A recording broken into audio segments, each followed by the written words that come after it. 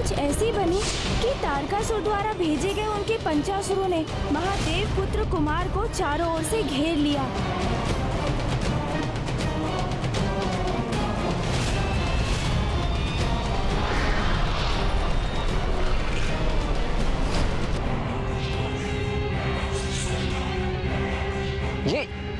ये क्या कर रहे हैं आप सभी?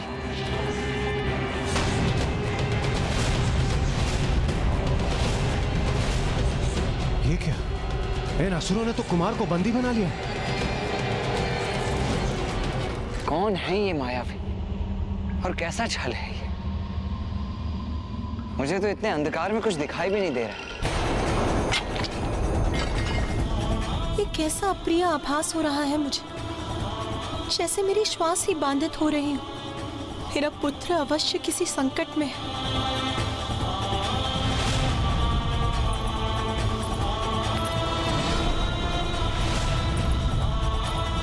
नाथ, आज हमारा पुत्र संकट में। एक माँ की ही अंतर्दृष्टि इतनी सशक्त होती है कि दूर होकर भी उसे उसकी संतान पर आए संकट का भान हो जाता है और उसका हृदय व्याकुल हो उठता है।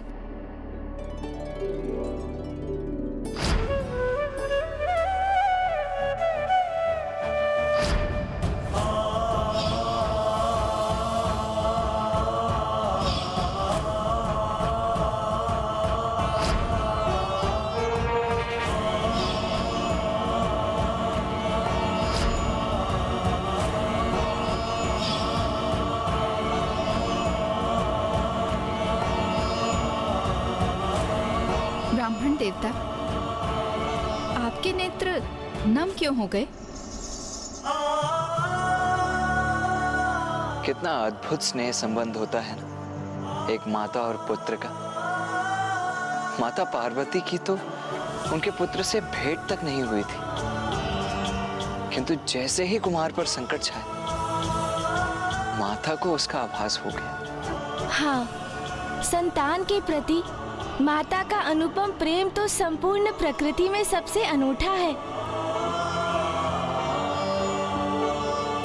उन पंचा असुरों ने कुमार कार्तिकेय को वहीं रखा जहां वो चाहते थे, अपने बंधन में। किंतु माता पार्वती और महादेव भी इस घटना से अनभिज्ञ नहीं थे। तब तो अवश्य महादेव का क्रोध जागृत हुआ होगा।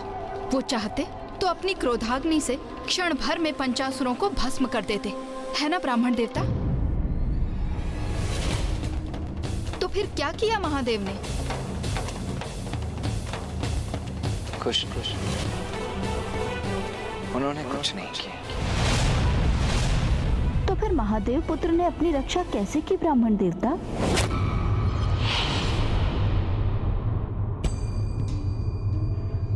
मुझे ज्ञात है पार्वती, तारकासुर के असुरों ने हमारे पुत्र को अपने बंधन में बांध लिया है। तो नाथ, आप शीघ्र जाकर कुछ कीजिए, अन्यथा मैं स्वयं जाकर उसकी रक्षा करूंगी। कितनी बार रक्षा करेंगी आप उसकी? हाँ? ये कैसा प्रश्न? माँ हूं मैं उसकी, मैं उसकी रक्षा के लिए सदा तत्पर हूं। प्रिय, यदि आप उसकी रक्षा करती रहेंगी तो स्वयं अपनी रक्षा करना कैसे सीखेगा? आप उसकी दुर्बलता नहीं, उसका बल बनिए प्रिय, क्योंकि आपको भी ज्ञात नहीं कि आपका पुत्र कितना सक्षम है। तो क्या ये उचित है कि हम ऐसे ही बैठे रहें, कुछ भी ना करें, ये ज्ञात होते हुए कि हमारा पुत्र संकट में है? नहीं नाथ, मेरा हृदय इतना कठोर नहीं है। आप शक्ति हैं, आप जगत जननी हैं, और अब एक माँ भी। जैसे आपको ज्ञात नहीं कि आपका पुत्र कितना शक्तिशाली है, वैसे ही आपको ये ज्ञात नहीं कि एक माँ का हृदय कितना कठोर हो सकता है। ये परीक्षा है पार्वती, एक माँ की और हमारे पुत्र की। क्या हो रहा है ये? और कैसा छल है ये? कौन हो तुम सब?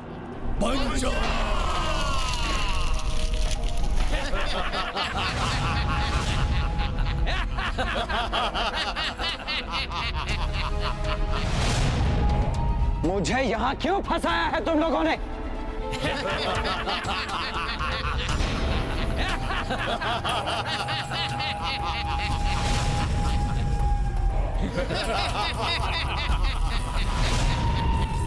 कितने दुख की बात है कुमार, अभी जन्म हुआ और अभी अंत होगा।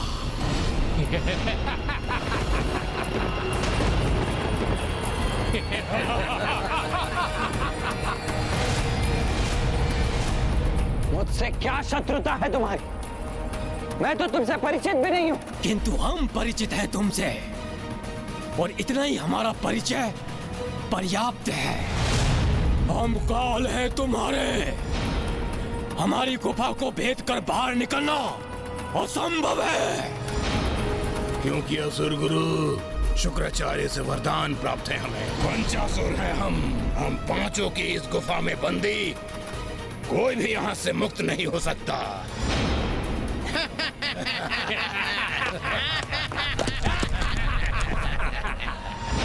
ये हो क्या रहा है? नहीं, ये नहीं हो सकता।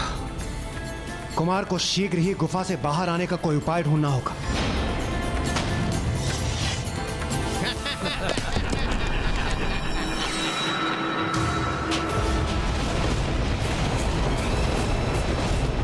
शांत हो जाइए पार्वती, शांत हो जाइए। अपनी अधीरता का परित्याग कर अपने भीतर विश्वास जागृत कीजिए। हमारा पुत्र स्वयं उस मायावी गुफा से बाहर आकर अपनी अपार सामर्थ्य का प्रमाण देगा।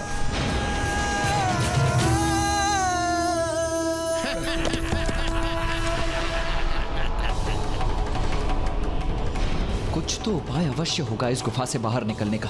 मुझे शीघ्रता करनी होगी।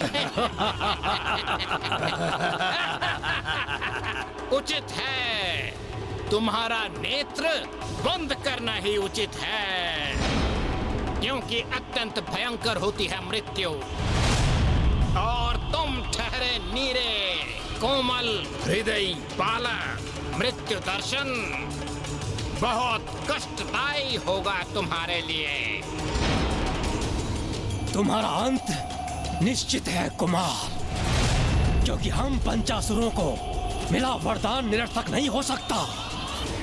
और हम पंचासुर जब तक एक दूसरे से विलग नहीं होते तब तक ये गुफा ऐसे ही स्थिर रहेगी, स्थिर रहेगी। जब तक एक दूसरे से विलग नहीं होते तब तक ये गुफा ऐसे ही स्थिर रहेगी। क्या क्या कहा तुमने? 5 असुर?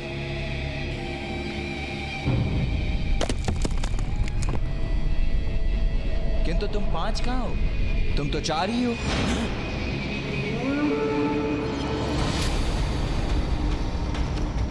मूर्ख कुमार, हम 5 ही हैं।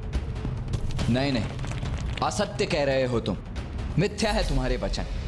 तुम तो 4 ही हो। हम मिथ्या कह रहे हैं? क्यों कहेंगे हम मिथ्या?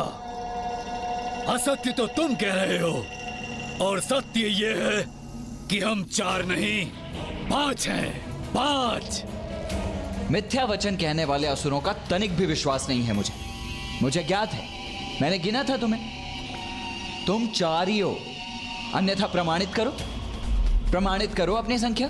मूर्ख बालक, हमें मिथ्यावादी बुला रहे हो तुम? चलो तो हम अभी प्रमाणित करते हैं कि हम 4 नहीं 5 हैं। उसके उपरांत ही तुम्हारा वध करेंगे हम।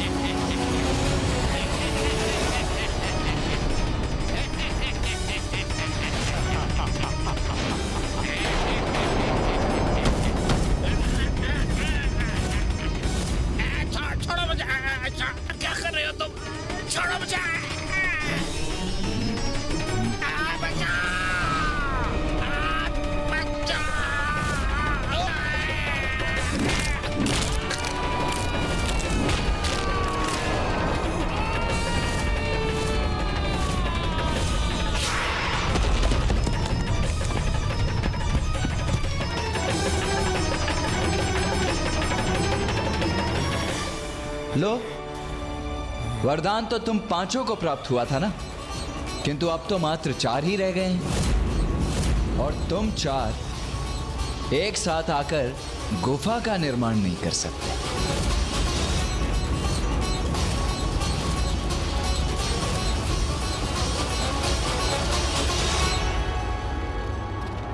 आपने देखा इंद्रदेव, कुमार ने कितनी कुशलता से इस असुर का संहार किया। अब तो आपको विश्वास हो गया ना कि इसी प्रकार वो तारकासुर का भी सर्वनाश करेंगे। अभी तो केवल एक ही तुच्छ असुर का अंत किया है कुमार ने। अभी भी 4 असुर शेष हैं, जो कि मुझे बहुत ही क्रोधित प्रतीत हो रहे हैं, जो अपने मृत मित्र का प्रतिशोध लेने के लिए तत्पर हैं। जबकि कुमार के पास न कोई शस्त्र और ना ही हमारी भांति कोई अनुभव।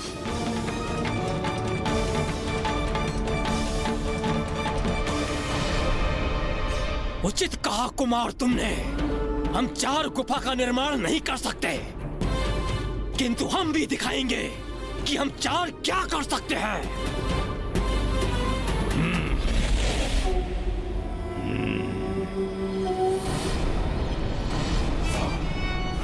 अब हम 4 गुफा से भी भयंकर हो गए। तुम अपने बचाव के लिए क्या करोगे कुमार?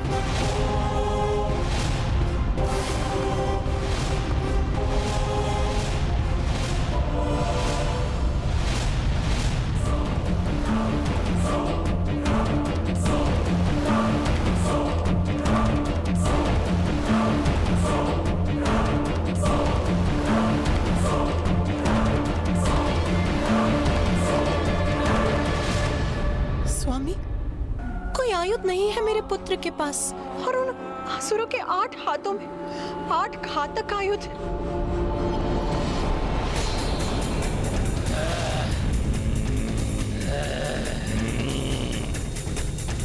अब हम तुम पर अत्यंत घातक वार करेंगे कुमार।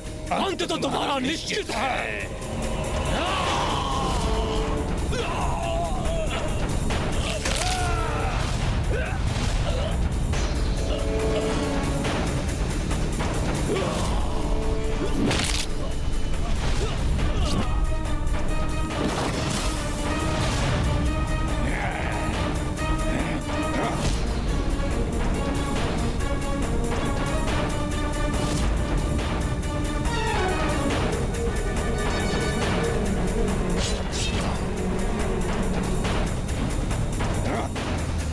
कब तक बचोगे हमारे प्रहार से? कभी तो हमारे प्रहार तुम्हारी मृत्यु का कारण बनेंगे। मुझे ध्यान से देखकर वार करना होगा इन पर।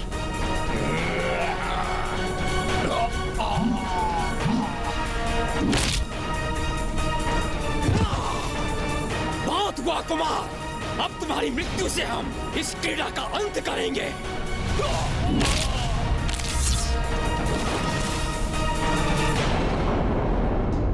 योद्धा कभी आयु रोहित नहीं होता पार्वती, क्योंकि उसकी बुद्धि ही उसका सबसे बड़ा हथियार है।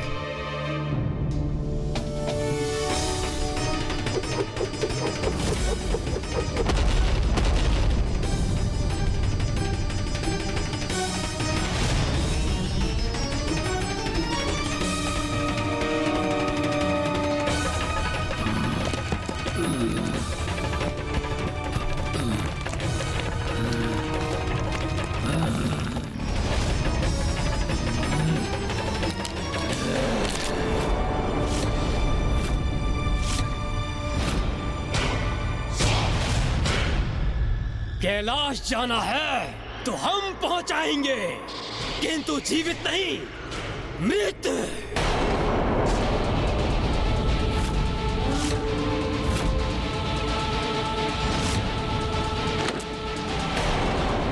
बस अब मैं कुमार को अकेले इन दुष्टों से युद्ध करते हुए नहीं देख सकता। मैं चाह रहा हूं उनकी रक्षा करें। रुकिए सूर्यदेव, रुकिए सूर्यदेव, आप कहीं नहीं जा रहे हैं। प्रणाम नारायण। महानायक है महादेव पुत्र, और एक महानायक को जन्म के पश्चात ही स्वयं को सिद्ध करना होता है। ये कुमार की परीक्षा है। अपनी योग्यता सिद्ध करने की आवश्यकता उन्हें है जिन्हें कुमार की क्षमता पर विश्वास नहीं।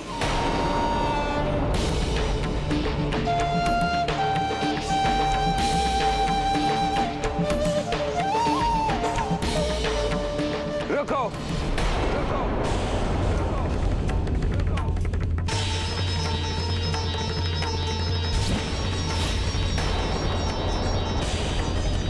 एक साथ मुझे जकड़ने का प्रयास कितना कठिन हो रहा है तुम लोगों के लिए।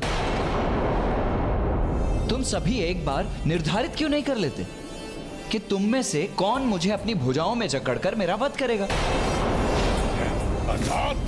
अरे इतना अनिश्चय जो है तुम्हारे मध्य में, कौन मुझे पकड़ेगा, कौन मेरा वध करेगा, ये निश्चित ही नहीं है। यदि तुम मुझे पकड़ने में सफल हो भी जाते हो तो तुम में से कौन मेरा वध करेगा ये ज्ञात भी है तुम्हें, क्योंकि मुझे अपना आहार तो तुम में से कोई एक ही बना सकता है ना, और वो अधिकार तो उसी का होता है जो सबसे अग्रणी हो और समूह का नायक हो।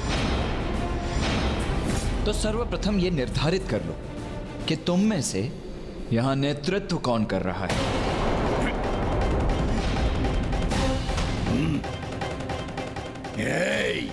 मुझे मूर्ख मत बनाओ। तुम अपने शब्दों की ब्रह्मजाल में हमें फंसाने का प्रयास कर रहे हो, किंतु इस बार तुम्हारी इस चाल से हम भटकने वाले नहीं हैं। अरे नहीं नहीं, मैं फंसा कहाँ रहा हूँ। मैं तो बस इतना कह रहा हूँ कि अपना नेतृत्व निर्धारित कर लो, जिससे भविष्य में कोई दुविधा ना हो और सब कुछ स्पष्ट रहे। इसमें निर्णय क्या लेना है? इस समूह का नायक मैं हूँ।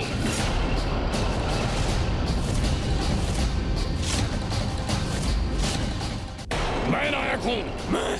मैं हूँ नायक। मैं हूँ नायक। नहीं, मैं हूँ नायक।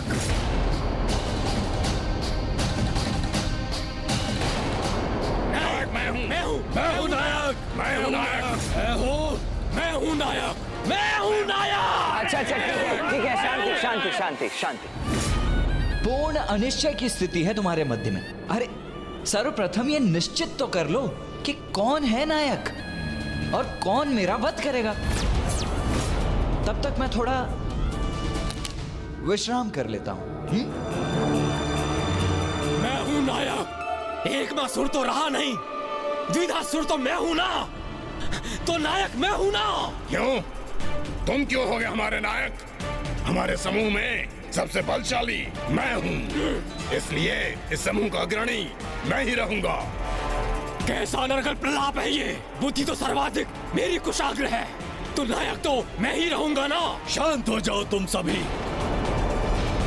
मैं नायक हूँ क्योंकि तुम सबसे ज्यादा शक्तिशाली मैं हूँ। मेरी शक्ति के सामने तुम लोग नहीं टिक सकते, इसलिए तुम्हें मेरा नेतृत्व स्वीकार करना होगा। शक्तिशाली तुम नहीं, मैं हूँ।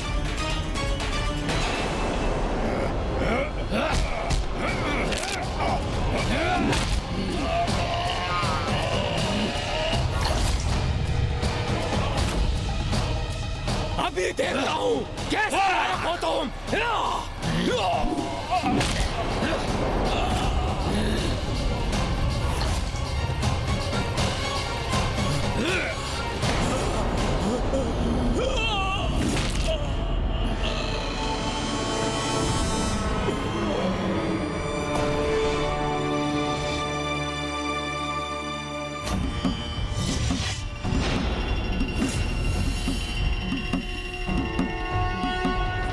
यही चाहते थे ना तुम कि हम सब आपस में लड़कर एक दूसरे का वध कर डालें, किंतु ये दुर्भाग्य है तुम्हारा कि अभी मैं शेष हूं।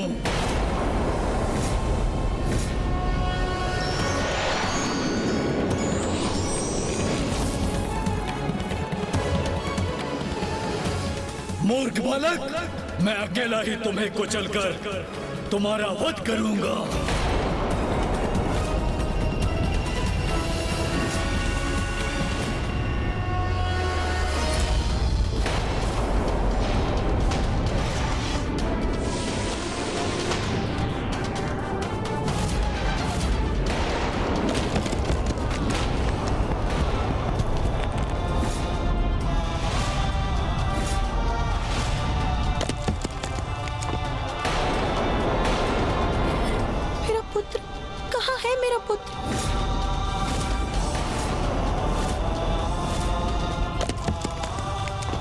कहीं ससुर के वध करने के प्रयास में मेरे पुत्र पर ही कोई संकट तो नहीं आ गया? कहाँ गया वो?